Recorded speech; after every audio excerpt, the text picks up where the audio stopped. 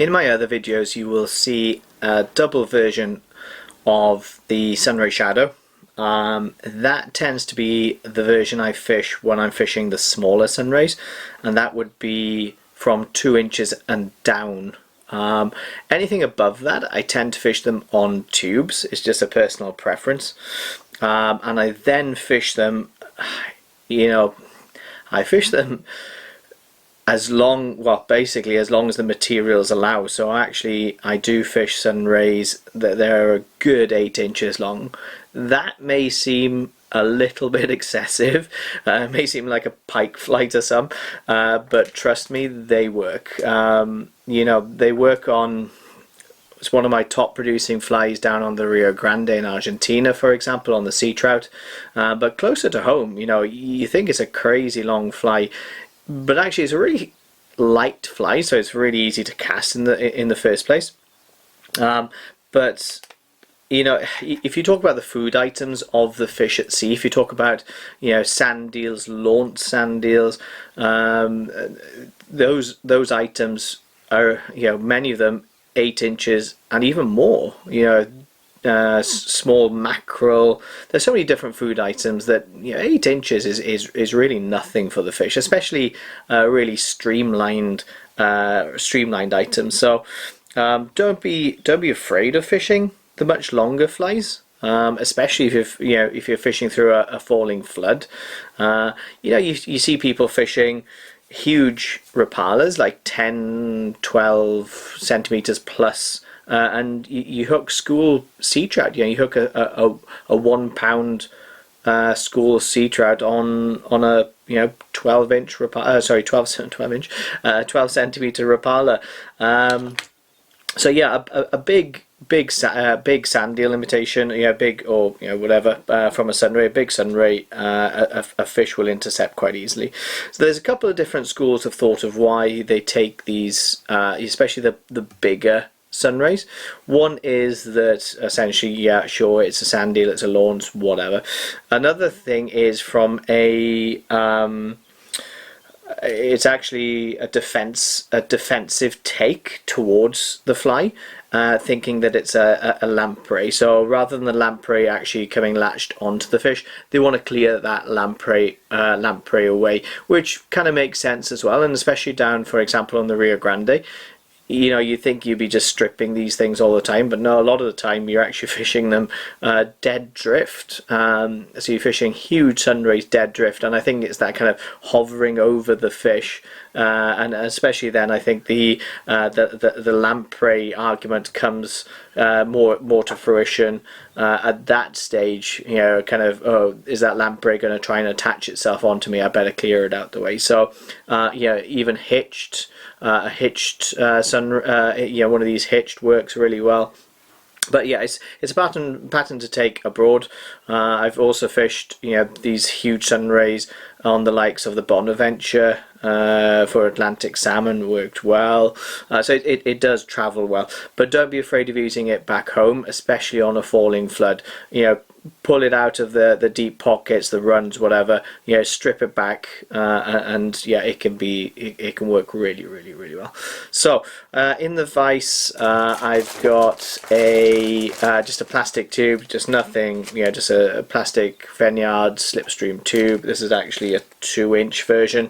I do like fishing I'll vary the length of the wing, but I tend to fish the bodies the same length because I want to fish that the hook further back in the wing. Basically, the wing will always be longer than where the hook is fishing, but yeah, that's how it works. So I tend to fish the 2-inch or thereabouts in the plastic tube, but then vary the size of the wings. So thread, 8/0, 10/0, something similar, black. It doesn't get simpler than that. Nothing at all in the body. You can make a body. I find putting a body on them slightly redundant on these sizes, and I'm just starting at the head. So there's no, you're straight into the meat of the fly basically. So there's a few different wing. I think it's 4 different wing elements. Form a basis for the wing. Otherwise things are just going to slip around on this plastic tube. First and foremost, you need a supporting wing. For the supporting wing, I tend to use bucktail. I've got some pretty nice, I think it's a dyed fluorescent white bucktail, and it's a pretty nice fine bucktail too. I've been getting into my pike fly, so a lot of this is from my pike fly fly tying. It's going to take a little pinch. You don't need a lot. This is just a supporting wing to stop the main softer wing from spinning on the tube. So that's going to take a little pinch, and the length you're going to utilize will basically depend on the length of the fly you're trying to achieve. So yeah, on these tubes I'm going to fish them anywhere from, you know, what would it be, 3 inches again up to as long as I can fish them. I definitely have 8-inch Sunrays. I wouldn't be surprised if a couple are slightly longer. So it's going to strip out again. I don't want too much. This isn't bringing much to the wing other than support. Okay, and you want this to kind of roll in this top section. You want it to roll because essentially it's going to cradle the rest of the wing. So you don't want it just sitting in that kind of streamlined position. You want it to, so when you switch hands, kind of just flatten it out so that it is rolling across a bit of that head section, so that it will cradle the softer materials on top, like so. Snip off the butts and just snip in as close as possible. So again, go sparingly with the thread wraps too, because again we have a few different materials. 1, 2, 3, actually 5 different materials. So next I'm going to build up the wing. So I'm not going to just jump in. You can jump in straight with the long overwing. I tend to just build this up. So first and foremost I'm coming in with some black Arctic fox. So I'm coming in with a softer, more mobile material to begin with. This is pretty long stuff. I get most of my furs either from Foxy Tails or Sean at Frankensnelder. Between those two we are a bit spoilt in the UK, if I'm honest. They produce some amazing furs. So I think this might be a marble fox or something similar. So I'm just looking for a nice mobile wing at this point. So this Arctic fox or marble fox is just bringing a nice mobile wing. And I'm going to roll it because I want this to be fairly, I want to taper, but I also want it to be, I don't want basically a shape to it other than flat. And this is going to be, I'm going to take out some of the fur from the base because that's just going to add unnecessary bulk. We don't need that, and also stop a lot of the movement further down the wing.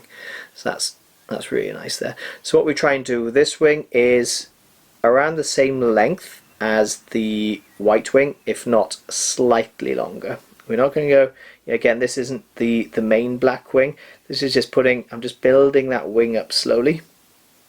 Just there.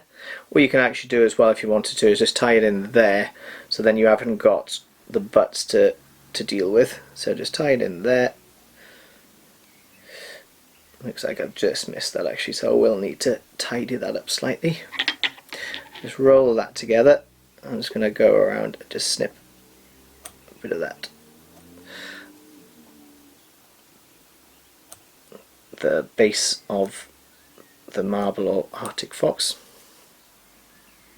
like so, just to keep that nice neat profile. Okay, so that's looking good. You're probably not going to see the next wing. I'll try and zoom out or something at the end just to show you the full length of the wing. So far we're probably up to, I would say, 4 inches. So already from, we're probably already on 4 inches, just to put that into perspective. So now over this I'm coming in with, so there's a few different materials. So the original would have been with Colobus Monkey, pretty difficult stuff to source, and also I think it just becomes a psychological thing to use rather than something that's actually necessary to use as such. So it's you got a few different materials. I really like utilizing Cashmere Goat. Cashmere Goat works really well. Or Foxy Tails have something called a basically it's a fake monkey XL, which again, for this one in particular, which is a really long version, it's really soft. To me, it's very similar to Cashmere Goat. It may well be just renamed just to capture people searching for Cashmere Goat, but it is long. So there's the base, and it's probably a good 10 inches long, I reckon, which is perfect for what we're doing here anyway.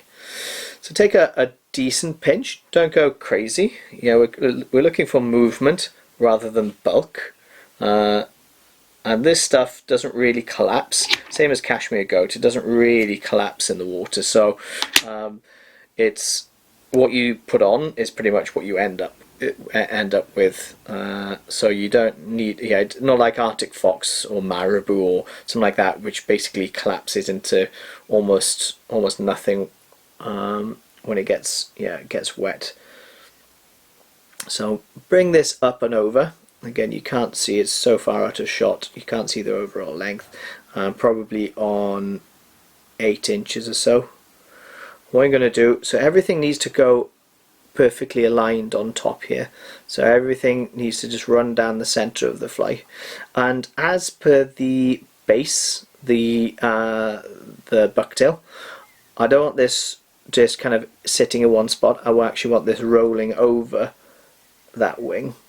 So when you're happy with the length, just pinch and loop that in, and before you tie everything over, you can actually display it slightly.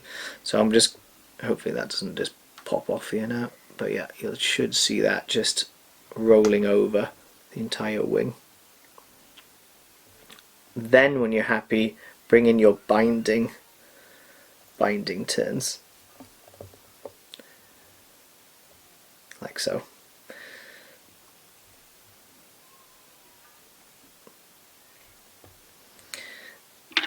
And snip off the waist of the butt. Just try and keep that eye as neat as possible, the head, sorry, as neat as possible. So just keep snipping away. So that's the third wing. So that's your long wing basically now in position. So next is flash. We want some flash. I like crinkle, I think it's called crinkle mirror flash, in, I think it's just a standard pearl. So this this is quite a strong material in terms of its how strong the reflection is. So 2 to 4 strands is more than enough. You want a few strands because it really just pulsates nicely with the wing in the water, but just don't overuse it. So just measuring everything up here. And you got a few strands just finishing in different intervals. If they don't, you can always just clip them at the end anyway. You can double them up, just because of the length of this fly. I'm actually just tying them in direct just to get a longer material out of them. So I've ended up with 4 here, so that's fine. Just looking where they're marrying up. Again, I can trim at the end anyway. Run them down the center of the wing. So I'll show you there, just down the center of the wing. Marry it up. When it's in position, you're happy, secure it down. Just a couple of turns.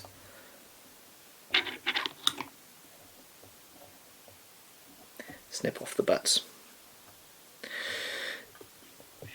So a lot of these materials can pull out, so you can drop some super glue and stuff in at this stage. I just tend to use a lot of super glue at the end, just to make sure that nothing does pull out. Overwing, so the the final wing is peacock. So it's just peacock herl. I've actually got some stuff that's hanked here, so I was going to pick out some of the longer fibres. Probably 4 or 5 of the longer fibres is perfect. How many have we got? Yeah, 5 there now. I just love the natural iridescence and stuff of peacock. It just works so well. And what we do is when you've picked your, make sure they're not running longer than the black wing, and then before tying them in up here, what you can do is you can slightly just run your nail over them, and what that will do is slightly curve them. It'll give you a much easier tying in point, but also it enables the peacock to work with that wing naturally. Same thing as the flash. Make sure it's just running down the center of that wing. Put a couple of turns in, have a look. Is it running down the center? Yes, it is. Just see it all there now coming together. Happy with that. Take a couple of turns, securing turns. Snip off the butts. So that's basically the wing done. You can see the head is still pretty small in fairness, especially, you know, is it 5 materials now. What I'm going to do now, just to tidy things up, you won't see this out of shot, there's just a couple of the flash materials that are just going too far back. Just trim them back just to get everything finishing at different intervals, but also not protruding longer than the black wing. So there's one straggly end there. Okay, perfect. Finishing touch, this is an optional extra. I do like jungle cock on this larger Sunray. I do think that just an eye on this larger Sunray does bring something to the party. One of the rare flies which I would make an exception and bring jungle cock in. So just marrying up a couple of similar size feathers here. You can just see them there, and just bring them down either side. You can, if you're clever, say you got people like David McPhail who ties these in together. I'm not. I tie them in individually. So make sure that it's just on the underside of that wing, just there. I take a couple of turns back. 1, 2, 3. Make sure that's sitting nice. Yes, it is. And then I'm going to skewer in the other side.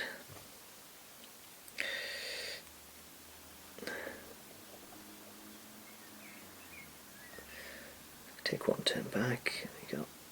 Just a couple of turns. Okay, that's nice and secure there now.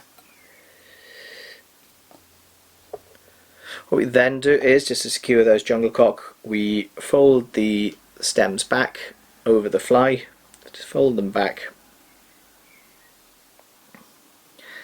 and tie over those stems, and that'll just lock them in place. They are going nowhere. And cut off the rest of the stem. It's an expensive material, so you don't want it just pulling out on the first fish or first cast. And then just tidy that head up slightly. Just take the thread over. That's looking good. Okay, and then just whip finish. Just remember what I said earlier. There's a lot of materials that can pull out, so I like giving this a good coat of super glue. So just whip finish. Whip finish holds the thread obviously in place, but honestly with the rest of the materials you need a fairly fine super glue just to soak into that head and just bond all of those. You can see that that's the finished fly. Okay, the wings just flopping all over the place at the moment just because of the length of it. You can see that it's such a deadly fly, and you kind of think, okay, that's a long fly, Aren't the fish just going to nip at the tail? Not in my experience. Not in my experience. There are ways of fishing a loop to fish that single further back when you are fishing really long sunrays, but honestly, I tend to find that they tend to attack this head section of these flies anyway. They want to kill it. They really do. And you'll often find as well that you'll look at the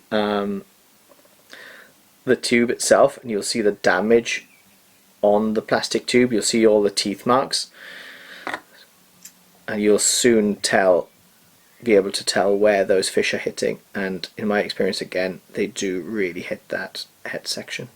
So just put a load of Zapper Gap on here, and that's just, I'm just rolling that around just to build it into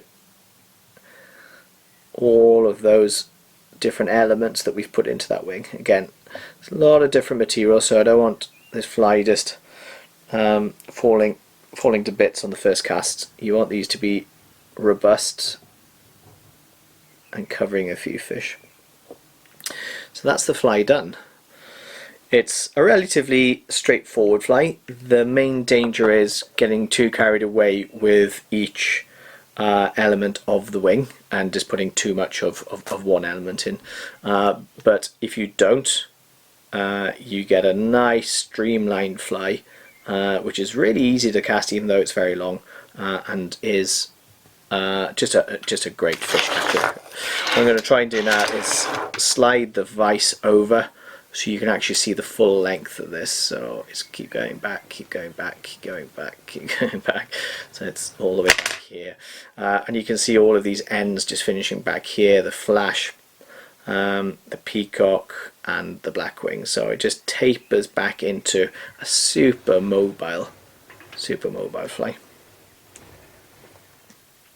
So there you go, the Sunray Shadow. The tube version and the really long version. So tie a few up, fish them with confidence. Honestly, you know, I know that again they do look more like pike flies, but they do work really well, and I bet they would work really well on bass in the estuaries and in the sea in general. So anyway, tie a few up and yeah, give them a go and hope they bring you luck. Tight lines.